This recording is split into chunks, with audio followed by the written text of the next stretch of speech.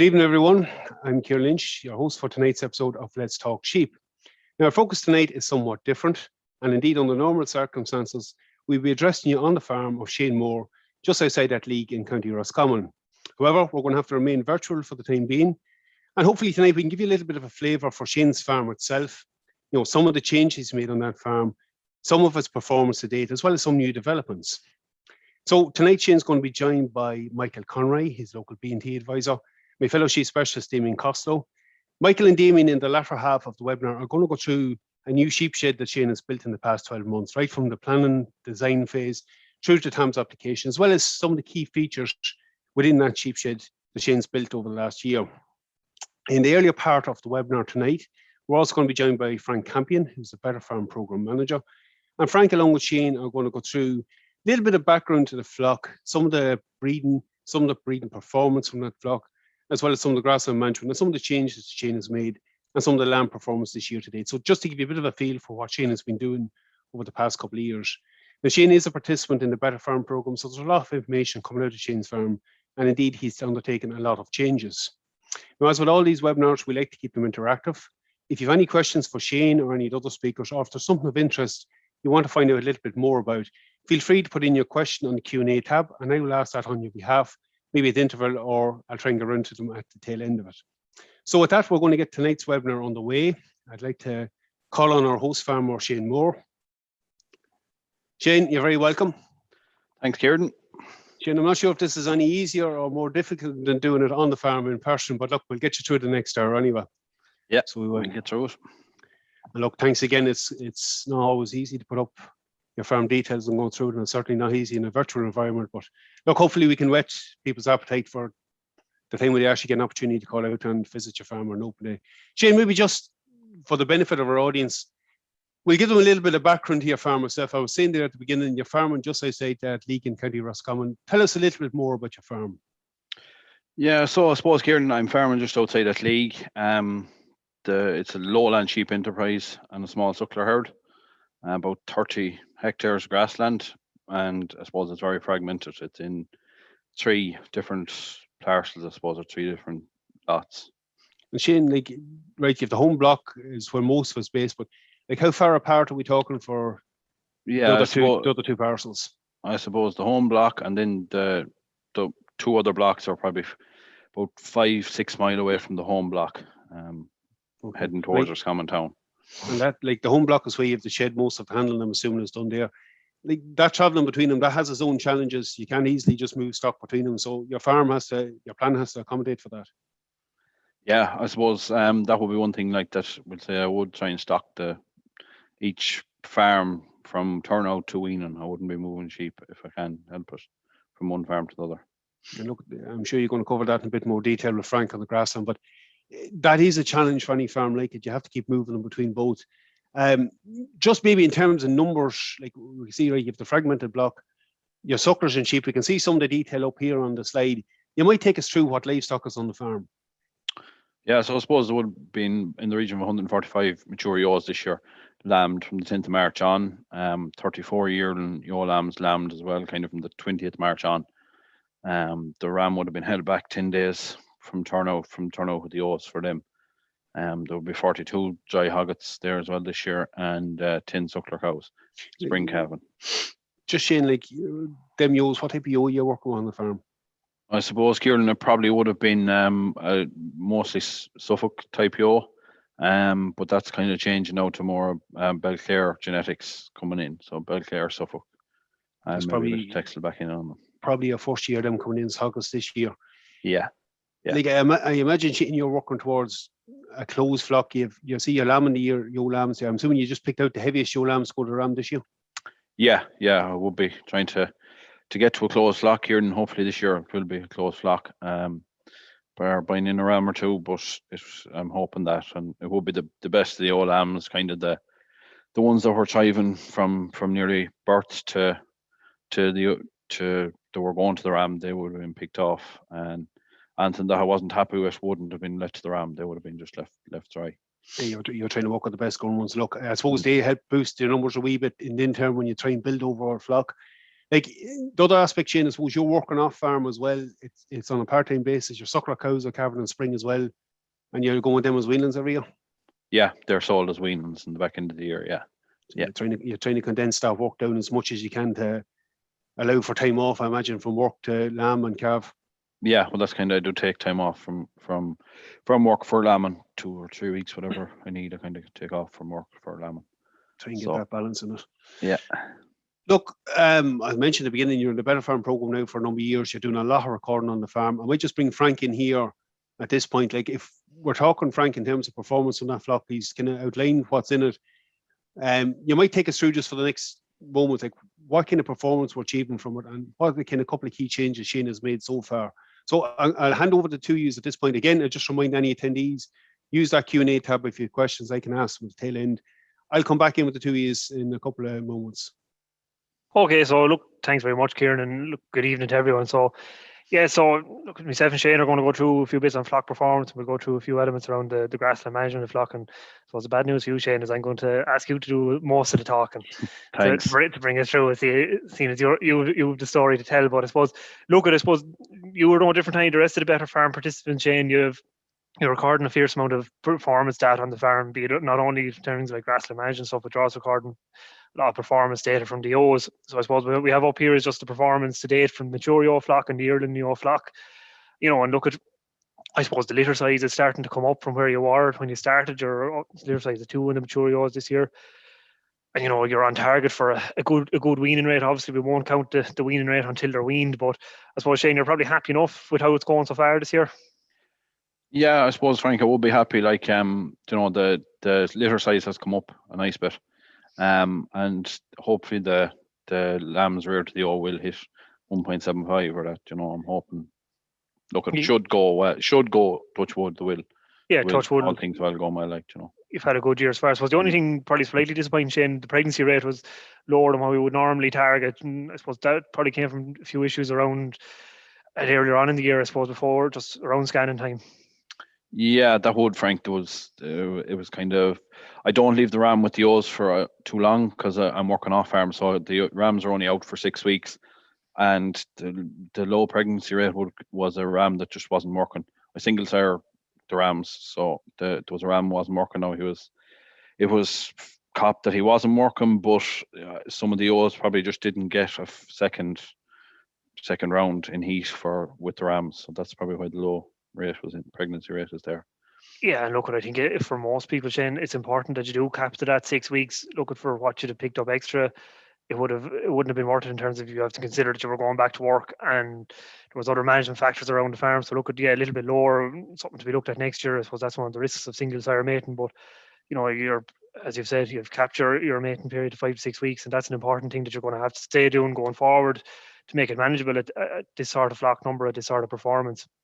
I suppose, look at Shane, if we look at your enterprise plan for the sheep through the Better Farm program, I suppose every farm in the program gets a bespoke farm plan and it's designed to suit each farm and to suit each farmer's needs. But your one, I suppose, can be broke down into 3 kind of broad categories. So we've a breeding policy, and you've touched on this with Ciaran. You've kind of a 2-way maternal cross, terminal cross, and you've mentioned that you're bringing in the Belclair genetics, and we're starting to see effects of that. Those are starting to come into the flock. I suppose the other big element of it then was the grassland management, and we're going to go through that in a bit more detail now. And then I suppose the final bit was developing that shed infrastructure to allow you for flock expansion, and Michael and Damian are going to cover that in detail. But I suppose for the next few minutes, myself, we're going to really focus on this grassland management element of it. And I suppose one of the big things I remember from you from the start was that you wanted to increase your stocking rate, expand the flock. And, that was only possible by putting in the infrastructure in terms of grazing management and grazing structures on the farm. And I suppose we've touched on it already, Shane, but you're quite fragmented. I suppose that's quite typical of most dry stock farms in the country. But I suppose it's how you manage that and how you set up to it. So you're starting each block with mobs after lambing. I suppose, what's your criteria? How do you set those mobs up at the start of the year? Yeah, so I suppose, Frank, it would be very fragmented, and the sheep kind of go out on the home block. The first Ewes lambed for the first 10 days, kind of. They go out in the home block, and at that stage, then the latter half of the Ewes go to the one of the out farms, and I suppose they're kind of, it come from management point of view, their lambs are all kind of the same weight in each mob. So you don't have very young lambs. You've only at most 2 weeks, maybe 3 weeks in the second mob, but the rest of them are all kind of the same age. Yeah. I suppose the other side of that, Shane, too, is what areas in each block, so you're making sure that you're stocking it, that you're going to be able to manage that group from lambing right through until weaning in the same area. Yeah, that's one thing that I kind of really, I don't want to be moving sheep up and down the road. I don't have the time to do it. So, and it's just from a point of view of moving stock. So it's to go out and to stay there till weaning, if at all possible. Like. Yeah, look at it, and that's your criteria there for stocking it based on getting the age of the lambs fairly tight together, but also getting the number of ewes and lambs in the block to match the area is what's allowing you to achieve that. But I suppose the other thing that you've become into is using temporary fencing and putting in your paddock. So we can see a picture there of some of the older ewes and lambs taken a couple of weeks ago. We can see some of the temporary wire in the picture. But I suppose, Shane, to give us a better picture of some of the infrastructure changes you've made, we'll go back to this previous slide we have of the home block, and you can see in here that's where the yard is located, and we've also just indicated where the new shed has gone in. But I suppose, Shane, talk me through this picture. At the minute, it looks like this was taken a good number of years ago. It's in 3 blocks. If we were to land out there today, how would it look? Yeah, I suppose that was before I joined the Bar Farm program, or when I joined the Frank. As you can see there, it would have been in 3 separate fields. Them 3 fields now are divided into 8 paddocks, and them 8 paddocks are divided again into 16 paddocks, so they're halved effectively. So that block there, there's 16 paddocks now today on it during the summer, and from turnout there's 8 paddocks. And when the second rotation comes in, then it starts to subdivide them again into other half them again, that sort of way. Yeah, I suppose that gives you great control over then, Shane, in periods of high growth and in periods of low growth. It allows you better management of the whole block. Yeah, I suppose that is one thing, you see, you can see what's coming back, like, they're not grazing down the whole area and then you have nothing, whereas you can, in the paddocks, you can graze and move and you can see what's coming behind you, so you kind of have confidence in, if you have to take out a paddock, you have confidence to take it out, Yeah, and look, we can see in the video some of your fences and the infrastructure. I suppose a good bit of work in it, Shane, but it ultimately pays the benefits once it's put in. Yeah, I suppose, Frank, there would have been a lot of work done last year on the temporary fencing on the farm, and a lot of time put into setting up temporary fencing. But I suppose once it's set up, it's there. It's very easy to run subdivided. The stakes are there. It's only a matter of running a couple of strands of wire. It's very, very quick and easy to do it. Yeah, and I suppose the other thing we saw in that clip, Shane, was your use of, we see a water pipe lining across the top of the ground. I suppose most fields are quite typical. We go inside the gate and we find the water trough fairly near to it. It's not practical to come along with our 8 or 16 water troughs across the field. How are you managing that? Yeah, well, I suppose it's very simple, Frank. There's a water pipe going up along the divider fence, and the water pipe just moves, or the trough moves into each paddock with them. As the sheep move, the trough moves. So as you're letting down the wire to let the ewes across, you just literally grab the trough and move it into the next paddock. Like it's a quick and simple fix to what could be what you might consider to be an obstacle. There's an easy way around it, and it's a good fix for it. And I suppose, Shane, the other thing we see you doing is measuring grass and that. And I suppose my experience with your last couple of years is this is something you've definitely taken into the big time since you joined with us. Yeah, it is something. You kind of get hooked on it really when you start. You just keep going and you keep pushing it, like you just, but like these 3 figures here in front of us are what you'll be looking for: the growth, demand, and days ahead, like, and that's the first thing you look for once you have the cover put up on pasture base, like, and you can then decide what to do, whether to take out paddocks or whether you're kind of moving a bit too quick through the rotation or whatever. You can make up your mind then as what to do, like, I suppose, Shane, you're making decisions with facts at hand is what you're doing really, rather than trying to guess it or estimate it. Yeah, you're not going blind into it. You can just see what's in front of you. When it's very easy looking at the fields, but like you can see the growth rate and you can see, right, well, I haven't an awful lot of grass, but my growth rate is up as it is 62 there. So like you can know, right, well, I'm going to have this time next week, I'm going to be where, you have a fair idea where you're going to be in a week's time. So you can know whether to move quicker or move slower through the rotation. Yeah, look at exactly. I suppose that growth rate figure, if we hone in on that for a minute, just up on the screen, we have the grass growth rate for this year in green and the grass growth rate for 2020 in red. And I suppose if we put in the blue box, we highlight, end of April into the middle of May, growth rate this year was well back on where it would have been 2020 for your farm, but I suppose this was something we saw across the sheep better farms and across the country where, those May growth rates were lower than we would have expected. So what challenges did they present to you, Shane, or how did you manage your way through that? Yeah, I suppose I wouldn't have been affected as much as some of the other farmers in the program. Like I suppose I'm not highly stocked enough just yet, so it did affect me. I would have taken out more silage last year than I had taken out this year, and I was able to take out more. I would have had taken out more paddocks, whereas here my growth rate was low, so paddocks weren't being taken out; they were just being grazed in the rotation as normal, like. Yeah, look, I think you've hit on it. You're still building your numbers up to the desired stock rate. We would have seen with the other farmers in the program where they are up at their desired stocking rate for the farm, that they were going back into paddocks that may have been dropped out for silage and had to go back into just to keep grass in front of the O's. And I suppose looking at this graph, Shane, we can see your demand in the green bars, and the red line is your growth for the year. And look, we can see the three red arrows indicate where you would have dropped out paddocks. And look at in a normal year, that those red arrows, there would have been a good few more of them along that, and particularly last year when growth was stronger during that period. And you can see from that graph that the red line is kind of below demand for a good bit of May, and look at that just required a different set of management maybe to what we would have normally seen other years. But like you said, it's starting to come right now, and we've seen particularly in the last 10 days, grass growth has really taken off. And I suppose last year we were doing a video update on Twitter with you, and this was the 3rd of May, you were cutting silage.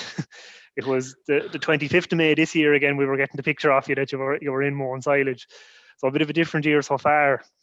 Yeah, I suppose it would have been, the growth wasn't there, Frank, and it's as simple as that. So like there was no silage to cut, like, whereas I would love to have got it early in May again, but look, that's just the way it was. Like this year, the growth rate wasn't in it to go in early in May, like. No, look, it wasn't. But I think, Shane, to be fair, looking at the both pictures, it looks like good quality silage. I suppose that's probably something you've seen now that you're taking out paddocks, and now that you're, I suppose, a bit more focused on the grass and management side. Your silage quality has improved in recent years. Yeah, definitely. The silage has come up, has improved an awful lot, like, and there's a lot to be said for taking out these light covers. You have no waste. You're not taking waste out from the sheep. Like you might be getting a bale or two less to the acre, but you're still getting the quality is in it, like, so. Yeah, look at that. You're making up for that in the winter. You're making 70 plus DMD silage, and that's giving you a knock-on effect come winter time when you're feeding them out. But I suppose, Shane, you've touched on the three key figures: our growth, our demand, and our days ahead. And the other key thing that comes up is the wedge. And I suppose it's all these combined that's helping you to make the decisions for the week ahead in terms of your grass growth rate. And I suppose this was taken last week. You've done another cover yesterday, and growth is really starting to rocket on now. And I suppose that's forcing you to probably drop out paddocks at this stage, and get a bit brave with the more to keep the days ahead on target. And we're targeting 10 days ahead at the minute. So I suppose if we're looking at the wedge, Shane, these sort of paddocks here, you're dropping them out now at the minute to try and keep control. Yeah, I would be dropping them out, Frank, now to keep control. Just trying to get it back to where I want it to be. Like that paddock there, as you can see, there's 1800 on it. Like that's too high to go into the graze. Like the O's are just going to walk over, and the lambs won't get the benefit of it. Like, so that paddock would have been dropped out for silage. Like, yeah, and I suppose this is the type of paddock you're trying to get into. You're around your 1200.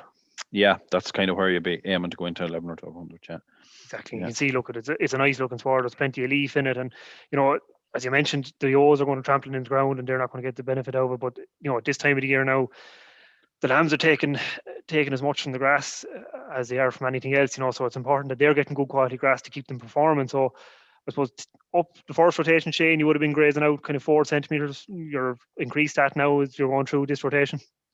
Yeah, the first rotation would have been grazed out to 4 centimeters, and now they're kind of on 5 centimeters or 5.5 centimeters to graze out. Yeah, I suppose, and I suppose you're not forcing the lambs now to be grazing poor quality grass so that they can stay growing, but you'll get this now on the next rotation. When you come around, you'll have weaned at that stage, and the O's will be following behind the lambs, so you'll be able to clean out those paddocks properly. And then you've already mentioned you're mowing out paddocks, so you have, I suppose, fresh paddocks coming back as well that'll be targeted at the lambs, so that'll help you to keep control on it as we go through the summer. Yeah, that's the plan there, Frank. Yeah, but I suppose we kind of launched into the paddocks and the infrastructure, Shane. It led on to it naturally. I suppose the first step of any grassland management plan is our soil fertility. And look, at your as part of the program, but like any farmer, you're taking soil tests, and they're what we're using then to build your nutrient management plan and inform your fertilizer decisions. So look, we know that, you know, your soil pH is starting to come right in the farm. You know, over 60% of it is now coming right for pH.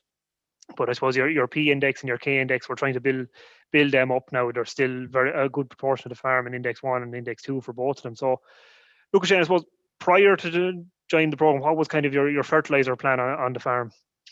Yeah, I suppose prior to joining the program, Frank, there would have been a lot of just straight nitrogen spread in the farm. And I suppose that kind of has ran down the P's and K's on the farm, like, you know, so that's kind of trying to correct that now, like with fertilizer plan, and kind of using protected urea early in the year, you know, and coming back in with your compound fertilizer after that, like, you know. Yeah. Look, I think the key thing there, Shane, is you have a plan. You spread your lime in response to your soil sample, so we're going to improve the pH, which is ultimately going to help improve your indexes. You know, and as you said, you're coming in with your protected urea, your compounds, and then you have a bit of slurry as well. And I suppose you're targeting that at your low index fields as well. Yeah, that would be targeted low index fields in spring or after silage has been taken off paddocks. Yeah, so look, I think the message, Shane, is the same for everyone: is you have a plan and you're following it, and it's based on soil test results, and that's going to give you the best response. But I suppose ultimately, Shane, we can talk all night about the amount of grass you're growing and the quality of it and the way you're managing it. It's ultimately the only measure of it is going to be how the flock is performing. And we have a bit of a video here taken a couple of weeks ago when we were out doing the 7-week weights. You know, and the 7-week weights is one of the key measurements we do with better farmers in terms of it gives us a good indication of lamb performance, but as well as ewe performance. Up to this stage, our lambs are heavily driven by ewe milk. So, you know, it gives a good indication of how the flock's performance. Well, Shane, we're also getting a good look around the shed here in terms of for later on in the event. But I suppose tell us a bit, what group are we looking at here in the video? Yeah, I suppose they would the group you're looking at there in the video would have been the yearling ewe lambs and their lambs. And they were in for the 7-week weights. Like, I suppose going back 7-week weights, you don't know their weight. You know, you don't know how they're doing until you actually get the weight. This is the yearling ewe lambs coming up here now. And you don't actually know till the day of the 7-week weights how the lambs are doing. You can look at them in the field, but you don't really know till you're actually weighing them, like, you know. Yeah, that's the thing. The proof of the pudding is in the weighing, and you actually get a proper indication of how they're doing.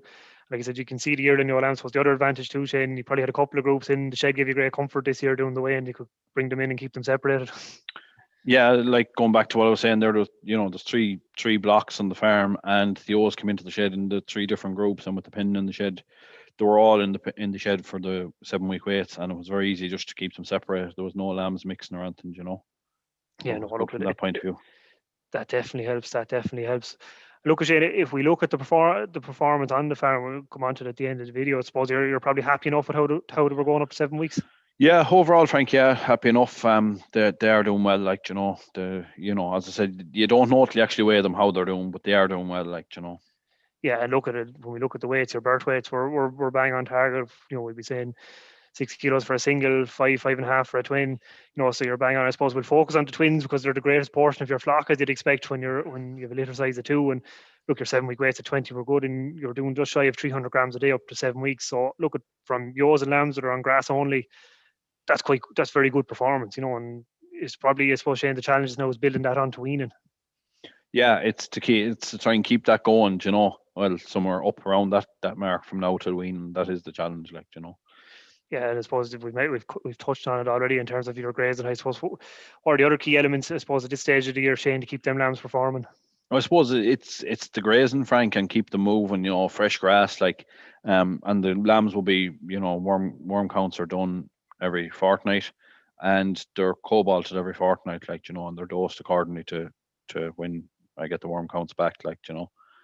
So. Yeah, look, I think that's an important side of it too. You're dosing in response to feck pack samples, and you're keeping an eye on the stock as well as the grass to keep everything moving. So we'll be weaning now in a couple of weeks' time. We'll get an indication of how those lambs have done. But look, given under performance up to 7 weeks, we'll be hoping to be still going well up to that stage. So look, at Ciaran, might hand back to you at that stage. You might have a couple of questions for us. Yeah, that's good. Thanks, lads. A great overview of the farm. And look, Shane, you're obviously busy. Performance is good, and it's good to see it incrementally building each year and then translating. Look, we have some questions coming in on the Q&A tab. We have a few questions in on the Grassland. I'm not going to get through them all. We'll come back to them towards the end of the webinar. Jane, I might just put a very quick one to you first. Like, you've made a lot of changes on the farm. You've made a lot of investments. We're going to hear about a more substantial one in a moment. But what has had the biggest impact for you so far? Like, what's given you the best return on your time and effort and investment into it? Yeah, I suppose it has to be the temporary fencing, Kieran, you know. Like there's a lot of money spent on temporary fencing last year, and it's this year I can really see the benefits of it now. You know, it's the temporary fencing is like it takes time, it does setting it up, but in the long run, it is something that you know everyone should be trying to divide up, even if it's a field, just divide it in half. Start small, and you'll just naturally you'll divide it again. You'll see I can divide this more. You know that probably is the best thing. You know, I tell anyone that's the one thing that I would say is the big thing is dividing paddocks up. Like you know, It gives you that bit of control. I suppose the one thing with that, Shane, is you see that impact in the first year after using it. Look, you've made the changes in Grassland, and you can see production is increasing. You get better control on it. It probably just leads into the next one, and Frank might bring you in on this one. What's the plan number-wise for the flock? Like, you have the capacity, obviously, every year now to carry more. How far is that going to go? Yeah, so look, I think now that as you said, Kieran, the capacity is there now to carry more. So the plan for Shane's farm is to get him up to 200 ewes plus the replacements, you know, and that's going to take a bit of time. You know, it doesn't happen overnight. In terms of Shane has already started that. He's mentioned already he wants to get to a closed flock. So we see that across the better farms, you know, that often the changes in grades and infrastructure can give us the grass to carry our desired stock rate much quicker than we can build the ewe numbers within the flock. But Shane is starting to get there now, and look at, you know, he has a good number of ewes this year. He's going to be able to nearly close the flock this year, and you know the numbers are starting to come right. But it requires patience, particularly requires patience, Kieran, when you have a breeding plan like Shane does, and he wants to stick to that to get the right type of ewe in the flock. And she said, look at that grass tends to jump ahead, maybe the ewe numbers within that first 2 years. Look, I'm going to move to the second half. We're going to come back to you both on some of them questions later on, because I can see more coming in on the Q&A. At this point, I might bring in Michael Conroy and Damian Costello. And I suppose, Shane, to facilitate that expansion in numbers and the way you've been increasing and plan to increase, your big development on the farm over the past 12 months was this new sheep shed. So, Michael, I'm going to kick it over to you first, and I know Damian's going to join later on, just to maybe take us through what Shane has done and some of the key features of it. Michael, I might just get you to unmute there. Michael, your microphone. I'm unmuted, yes. I suppose, Shane, in relation to just the investment on the sheep shed, why did you do it in the first place? yeah, I suppose the existing house, Michael, on the farm couldn't match what I wanted to go to number wise. That was probably the main reason, you know. And I was split lambing, and I wanted to go to an all one condensed block of lambing because I'm working off farm, you know. I suppose just in relation to the shed, how has it affected you? Talked about labour, and you mentioned labour to me in relation to, we'll say, wintering sheep and also at lambing time. How has it affected your labour or time, or in relation to time spent? Yeah, I suppose I wouldn't, you know, previously I would have had sheep. I'd have rented ground. I had sheep out wintered. There was a lot of, you know, late nights going around feeding sheep here, there, and everywhere. So the shed has kind of brought that all back to one central spot, like, so you know, it saves a lot of time, like, you know, from that point of view. So I suppose just to recap, like you were lambing and split lambing. Now you're going to one lambing. So basically, you're working off your one lambing period. So you're working off farm. So you have 2 to 3 weeks in order to lamb down the ewes, and like that's one of the main benefits, I suppose, in relation to, and also driving ewe numbers as well. So I suppose just in relation to the shed itself, and look at it's a big decision, and you have to get it right the first time. There's no point in, you know, moving or doing drawings and basically, I suppose, being sorry in the long run that you should have done this or you should have done that. In relation to the shed itself, how long was it in the planning? Yeah, I suppose it's probably in the planning a long time, Michael, really. But I suppose it was 2019. I suppose early spring 2019. I would have made the decision that I was going to go down the road of building a shed, like, you know. So and then I suppose I would have visited a good few sheds then to just get design ideas and stuff, you know, from that. And look at in relation to the design, the first thing is capacity. You have to have the capacity for the numbers. And if you're looking for planning permission, look at basically you can plan bigger, you can go smaller in relation to a grant. Like the one thing you want to you want to be sure of is that you have enough tank capacity for the stock that's there. But basically you can't be sorry in the long run and then try and increase size, because basically you can only go with whatever you've got your planning permission for. The one thing I would say about Shane, and I've mentioned it there, is a finance plan in place when he came in first in relation, to designing the shed. He had gone round, he had a ballpark figure in mind as to what the shed was going to cost. So basically, he knew what was going to cost. He knew what he had to go to the bank in relation to finance and what it's going to cost. And Damian will talk about it, the cost of the shed. It's not just what it's costing you, but you also have to fund, the VAT, and you also have to fund the grant until you get the grant. So in relation to, just seek advice. If you're doing a shed, seek advice. Go to the department specifications in relation to sheep housing.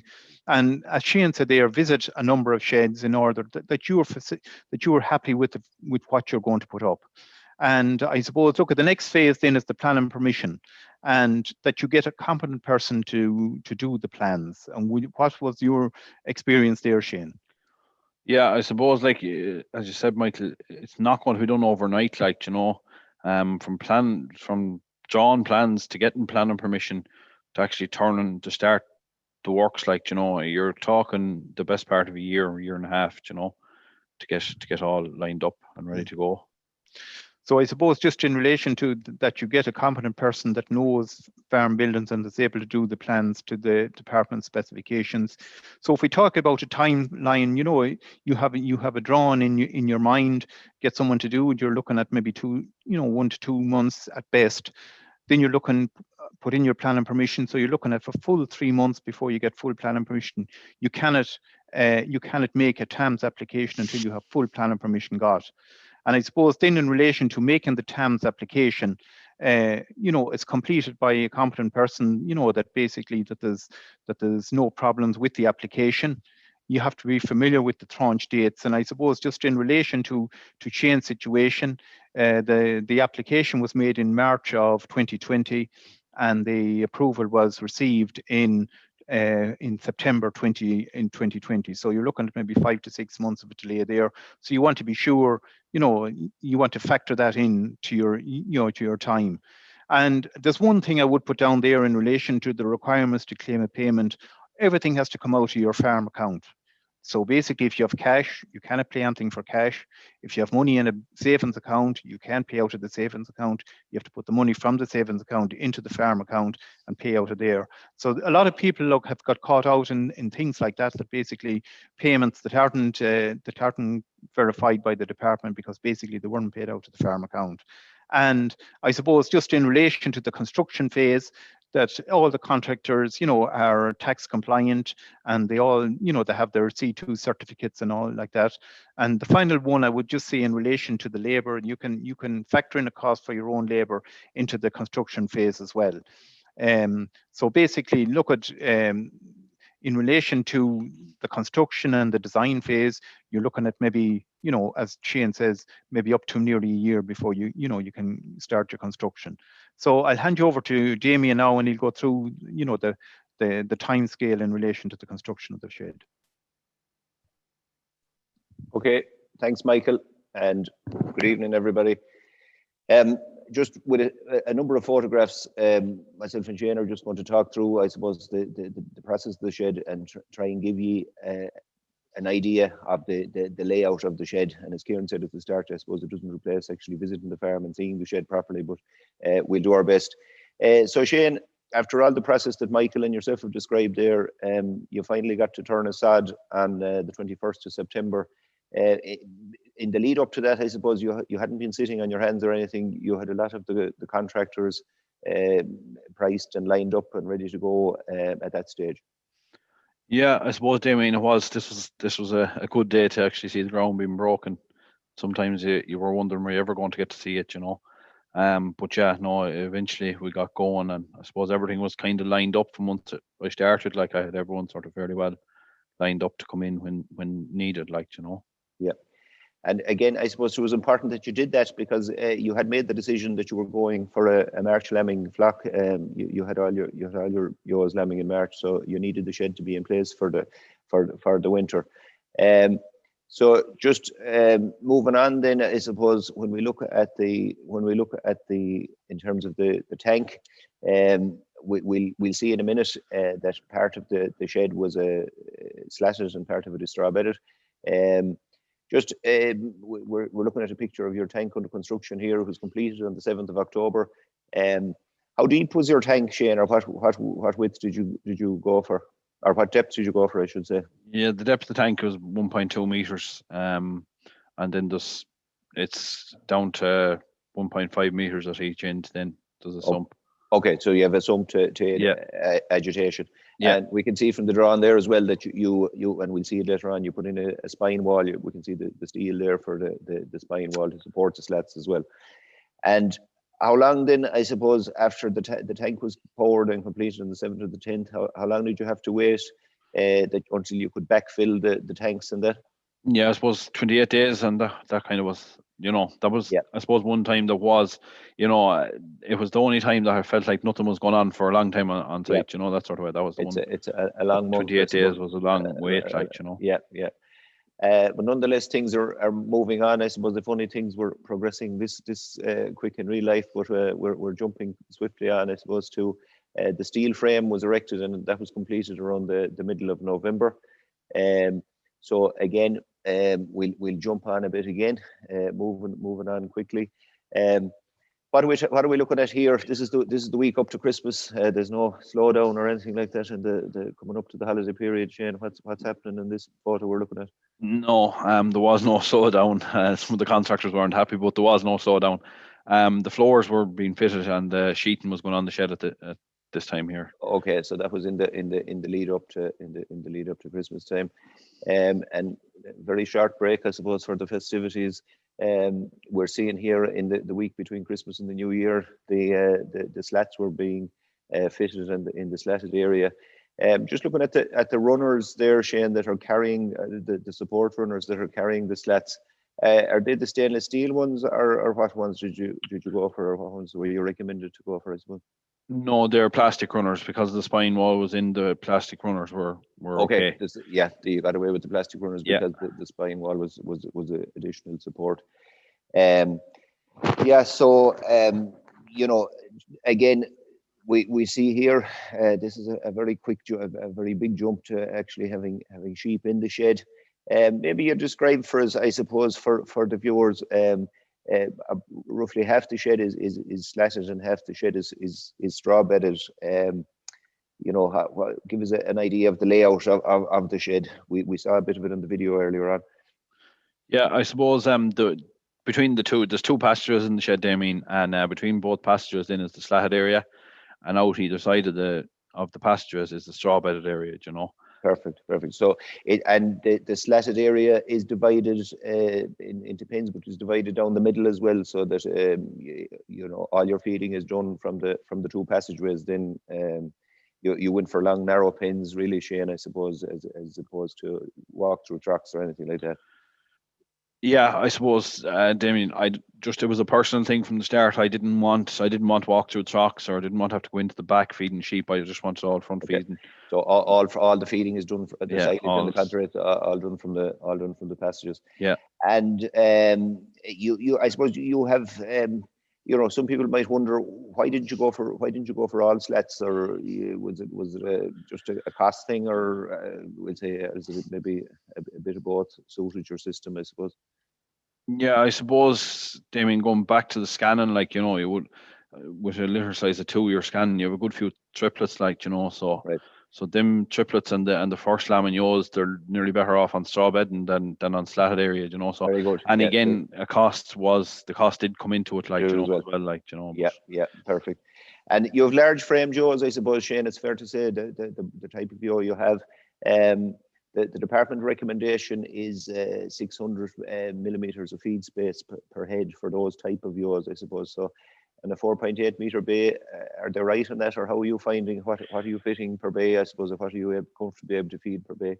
Yeah, I suppose it would be, or Damian, it would be, it's 8 Joes to the bay, like, but some of the pins now are 2 bays, like, so you have 16 Joes. Yeah, pin, yeah, some of you have, them, you have double pins, Yeah. you have double pins as well.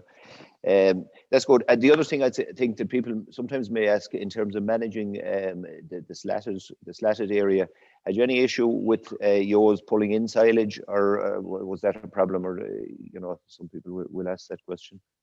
Yeah, I suppose in that regard, it's bale side I feel like, it's not pit side. So I'm lucky, I suppose, in that my contractor agreed he's chopping the silage for me extra, and I suppose it's not creating a big problem. Like, go in maybe once a week with a garden rake, a leaf rake, and just go along on top of the slats. It'll have done in a couple of minutes for all they're pulling in. It's not not an issue. Okay. Not a big issue. No. Once you're aware of it. Okay, and again, you mentioned this earlier on that you can see that they're quite comfortable here. These are a batch of triplet bearing ewes, so you put that's how you choose what goes. You put the triplets, and maybe based on rattle colour, then the first ewes that are due to lamb are on the straw, and you always have the option, I suppose, to move the next batch onto the straw if you wish, as the shed empties out as lambing progresses. Yeah, that's the triplet Joes would have been on the straw, and the yellow rattle colours would have been all on the straw bedding, and as the Joes lambed in, they were kind of moved across onto the straw bedding and Yep, off the slatted area. We're just looking here. You left an access walkway between the two passages, I suppose, for yourself, but also for yours and lambs. Can I ask you, how did you manage your individual lambing pens? Where did you set them up? Or Yeah, I suppose the cross passage, or the walkway as you call it, that was one thing I really wanted in the shed. I didn't want to have to be going out across a yard or out around the front and in from one side to the other in the middle of the night lambing ewes. I just didn't want that. I want to be under one roof. And I suppose the lambing pens would have been set up in the passageways, and as the ewe numbers went down in the shed, then they would have been set up in the straw bed of pens as well as in both passageways. You freed up for the room. That's great. Again, we've seen earlier on, Shane, I suppose, when you were collecting your 7 week weights, I suppose, give us a good overview of the shed. You were always keen from the start that you'd use the shed at other times of the year, even we'll say for finishing a group of store lambs or something like that as the year would progress. But you're using it to your advantage, I suppose, from a handling point of view. I suppose maybe give us an idea of the kind of things you had this in your head from the start. It wasn't a sort of an afterthought. How did you plan for that, or was there features you put into the shed to accommodate that, I suppose?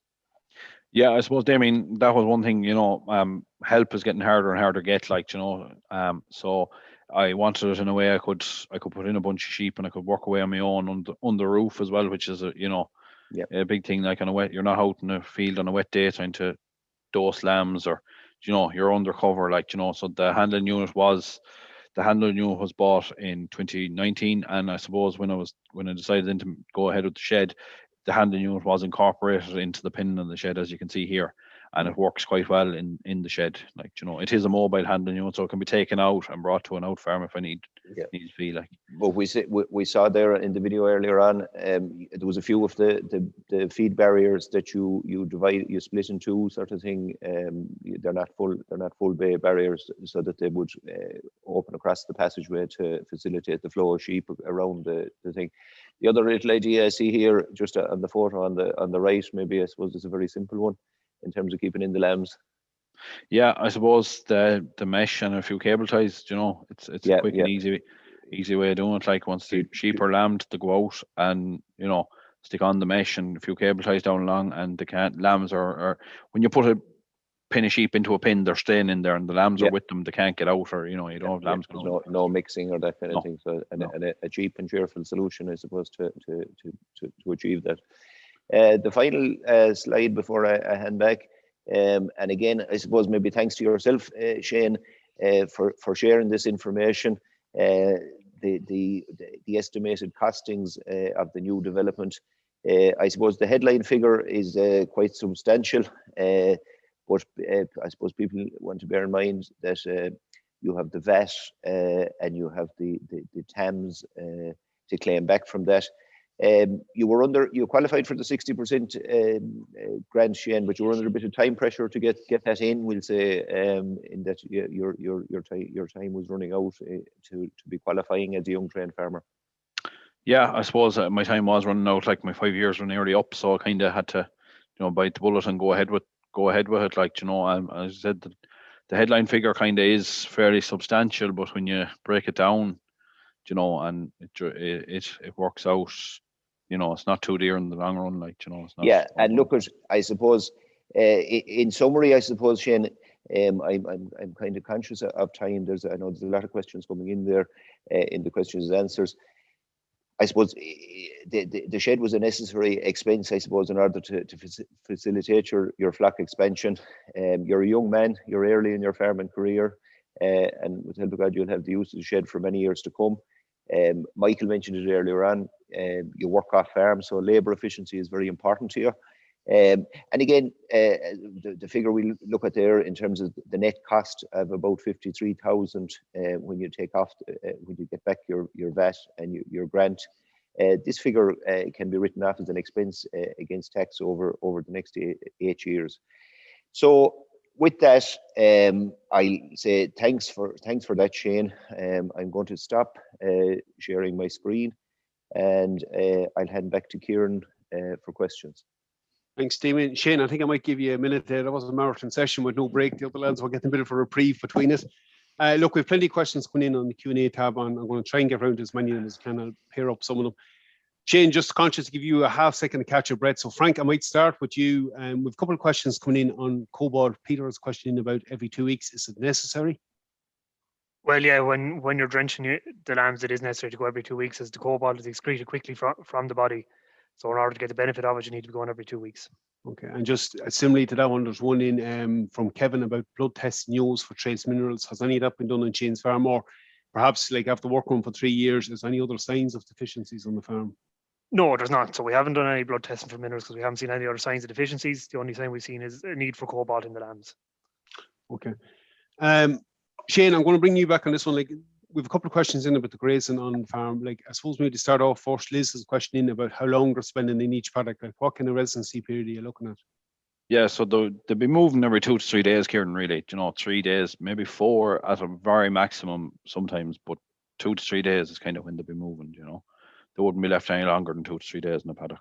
I suppose, look, the early part of the year with lower growth, that was a bit easier. At this stage of the year, that's where them temporary fences come in. Yeah, that's exactly it, yeah.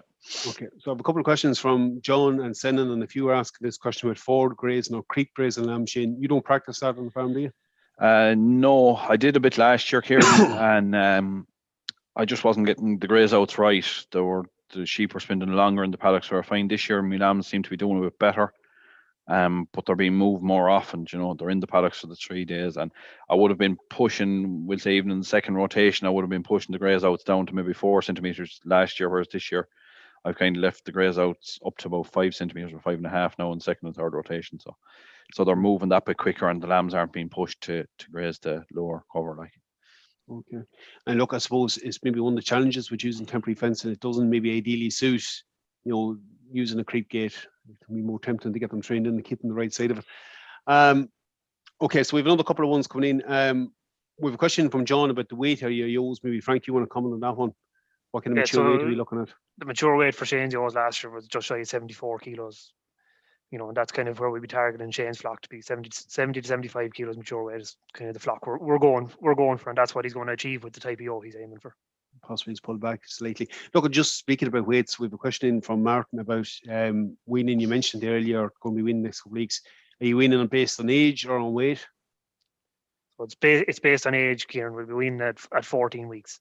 So, Okay. at that stage, the lambs need the better pick of the grass, and we need to get ewes dried off and start thinking about next year coming with ewes, getting thinner ewes pulled off. And by the time we get all that done, we'll need the summer. So it's 14 weeks based on age. And at that, like I said, at that stage, those lambs are going to need the best quality grass. They'll be grazing ahead of the ewes. They'll get the first pick of the grass. They'll graze it down to 5.5, 6 centimeters and move on. The ewes will become behind and cleaning out the paddocks properly behind them. And that'll be the plan for the summer. And look, you're going to be looking probably mid 30 kilos for them lambs based on what they've been doing up to 7 weeks. If they continue that level of performance, yeah, that's what we're aiming for. Okay. I'm going to bring you back in just for this one, Shane. Like you mentioned there about taking the feck packs, and I'm assuming you're just doing that from the lambs, and it's every 2 weeks you're doing, is it? Yeah, every 2 weeks. Yeah, every 2 weeks they're being taken from the lambs. Yeah, just the lambs. Okay. And look, I suppose that's giving you the choice then whether you dose or what to do, and particularly from now onwards, it becomes more relevant. Yeah, I suppose, Ciaran, that is the thing. Like, there's no point in dosing unless you need to dose. And I suppose with the results of the feed pack counts, you know when you have to dose. Like, you're not just dosing for the sake of dosing. Okay, Damian, we have a couple of questions just coming in here, and maybe Michael as well, on the shed itself. Like, slats versus straw. I'm kind of putting a couple of questions together here. Look, the obvious pros and cons of each, maybe, but the cost of each. You've looked at this in a bit more detail. Yeah, Ciaran, I suppose if you look at Shane's shed as if you take Shane's shed as an example, I suppose the cost of the tank and the slats was about 18,000. If he went for a complete straw bedded shed, you'd be looking at leaving out obviously that cost, but there'd be the cost maybe of probably about 2,000 to concrete that area. So it would bring down the cost of it a bit. There's 80 yawls, as Shane described, housed on the slatted area. So effectively, I suppose in summary, Ciaran, they put the slatting of that area in effect is putting a cost of about 200 extra of a cost per yaw housed on that area. Again, I suppose the cost of straw for yaws for an 8 to 10 week housing period is probably the order of 15 to 20 euros per head. So look, it'll buy a good bit of straw, I suppose, 15 or 16,000 euro. But at the same time, the other side of it, it's a personal choice for everybody, I suppose. I think from Shane's point of view, it's something he wanted, and it will save on labour. I suppose over time, it will take a bit of time, but over time, he will save some of the cost of it, some of the cost of the straw and straw anyway. I suppose, Shane, from your perspective on that one, Shane, you're hoping to use that shed if you need to store lambs in, and we can see it there, you use it for handling too during the summer. So when you weigh it up, it's probably doing two jobs for you for a lot of the year. Yeah, it is, Ciaran. It's a shed during the winter and it's a handling unit during the summer. Like, that's one thing I wanted as well. Like, I wanted to be undercover if I'm handling sheep, like, because sometimes it's late in the evenings or it's raining outside, so I want to be undercover handling the sheep. So that was one thing I wanted. I wanted to double it up as well, I suppose, is the way of putting it, And Michael, just to bring you into some, like, from that planning phase right through, the time scale on that can't be underestimated from the design right the way through. And I might bring you back in at the end of that one, Shane. Yeah, I suppose, look, Ciaran, in relation to, you're looking at maybe 2 months, even to get someone to do plans and draw them up. To get you're looking at maybe 5-6 months just to get your TAMS approval.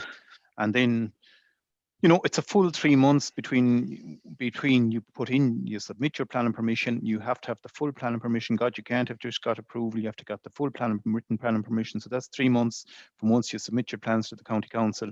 So that's 3 months, and then you could be looking maybe 5-6 months in order to get your approval. So look at you're talking about, if you're doing a shed, you'd want to be in the planning for, we'll say, not for next winter, but for the winter after. You'd want to be, looking at designs now and, hoping to get everything in place by the end of the year. There's an aspect of that, Shane, I might just come back to you, but just maybe to throw one to you first, like, someone probably maybe the hassle going for that grant or that, but in terms of being worked at you, I suppose that last slide that Damian showed really summed it up in terms of having the patience to go through that whole process. Yeah, I suppose, Ciaran, like, it is TAMS, I suppose. Some people say it's expensive, but when you put everything in, you have a shed for a lifetime. Like, if you put up a shed that isn't galvanized, it's not going to last like a shed that's galvanized, and from, the simple point of view of that, when getting the 60%, it's a no-brainer for me to have gone for the TAMS, on the shed. Like, look, maybe just when you're on the shed, your window and getting that up, you went through it quite quick from Damian showed there, from when you turned the first sod on it. Having your contractors lined up and having all the little bits and pieces thought out in time is obviously key to getting that in quickly. Yeah, I suppose, Ciaran, that there was a long time there when I was waiting for department approval to come, and I was constantly onto the contractors and just getting them all lined up and trying to, as soon as I got the approval from the department, the digger was in, like he was in within days of getting approval.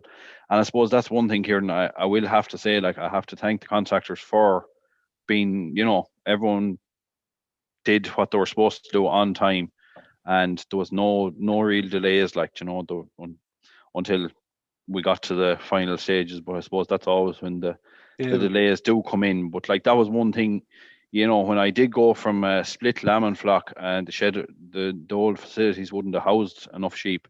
So like, there was a couple of weeks there before the rams went out that there was nothing going on, and I was getting worried that I wasn't going to have a shed to lamb the O's. So when it did start, things were kind of hectic, like it had to be done, and I was pushing everyone to be there on time. Like, there was phone calls night, noon, and morning to contractors to get them there on time. It definitely takes effort. Look, it's a stressful part of it. It's all worthwhile when you're actually in it this year lambing. And Shane, maybe just a couple of questions in the actual flock itself. Just in terms of vaccination, you're moving towards a closed flock. What vaccinations are the flock getting at the moment? Yeah, I suppose, Ciaran, they're getting their Hep-to-Vac. You know, the O's are getting their Hep-to-Vac booster, and the lambs will be done twice, like. And then I'm vaccinating for the blank. Toxo. Toxo. I'm doing for Toxo, not Enzo. And I suppose from the point of view, when I go to a closed flock, if, you know, I shouldn't really bring in Enzo. So that's kind of where I'm hoping I won't, anyway, as the man says. So you're lucky enough at this stage. I suppose that justifies why you're trying to close it up. Frank, maybe this question you can come in on it. Shane, like, any buying in of store lambs at the moment, you know, given the fact you're still increasing, you have the facility there to carry them, did that maybe factor into the plan? Yeah, I suppose going forward with Mike here, you know, with the shed, maybe to finish out a bunch of store lambs, it might be used for that. We'll see as the time goes on. Okay. Yeah, look, I think, Ciaran, that's something that'll be reviewed as we go forward. Like, there's as Shane, as I say with any farm plan, it takes a couple of years for it to develop and for numbers to bed in and for to get an idea what the farm can deal with. And look, I suppose the shed is there now. It is an option. I suppose it'll have to tie into everything else going on the farm, and I suppose it could tie in with what's going on off the farm as well. So something that can be reviewed on a regular basis. I suppose that's the bit that's going to change in with the cattle system on the farm. As you increase numbers and demands change, you know, you can go in different directions. The shed gives you that facility if you want to carry them. Frank, just like we're talking about lambs there, I've a question from Raymond about lamb performance. How would that compare to other better farms maybe, or, you know, even performance with that Rye? So look, in terms of the other better farms, I suppose this year we've seen quite good lamb performance up to 7 weeks in general. Shane's performance there will be in the top half of what we would have seen across the farms. I would say, as a general comment, like I said to you a few seconds ago, performance this year across the farms was fairly good for up to 7 weeks. You know, so we were seeing most farms hitting that kind of 280 to 300 mark, and one or two flocks even exceeding that a little bit. I suppose, Shane, you were fortunate this spring. You didn't go overly tight at any point for grass. You probably, the one big impact this spring had on you was you were delayed in closing up some of them fields. Yeah, that would be right here. No, you know, I hadn't too much grass on the farm, you know, because I was delayed in closing up paddocks because I didn't get, you know, I thought I would originally planning the shed was going to be done for early December, like, but that didn't happen. So some of the fields were later being closed, so I didn't have that problem in spring this year. And obviously they're doing well. So look, it'll be interesting to see how they come on a win. And again, look, we see updates from Shane's farm and other better farms in the Teagasc newsletter, so we'll be able to keep track of them later on. Shane, I think I've put you through the middle with questions. We've gone through quite a lot tonight, and I'm conscious you've been on for most of it. And look, we really appreciate if you coming on tonight for this virtual one. It's not always easy showing it, particularly in this environment. Hopefully, in the near future, you're part of Better Farm program, so there will actually be open days on your farm where we get a chance to go out and see it in person and see the shed and see some of the other developments. I'm conscious, folks, we're approaching an hour, so look, at that, I'm going to wind it up for tonight. I would like to thank Shane, Damian, Michael, and Frank for coming on. There was a lot of effort put in, particularly on Shane's behalf, pulling the information together tonight, and I hope it was useful and was interesting for you. Certainly be a bit different. That's going to be it for us for Let's Talk Sheep. For a couple of months, we're going to join you again in the autumn with another series of these, and hopefully we'll be back again and you'll be able to attend. So with that, I'm just going to thank everyone that attended tonight, and particularly those who have asked questions. And this recording will be available now in the coming days, so you'll have an opportunity to watch back on it on the Teagasc YouTube channel. So thank you very much, and good night to all.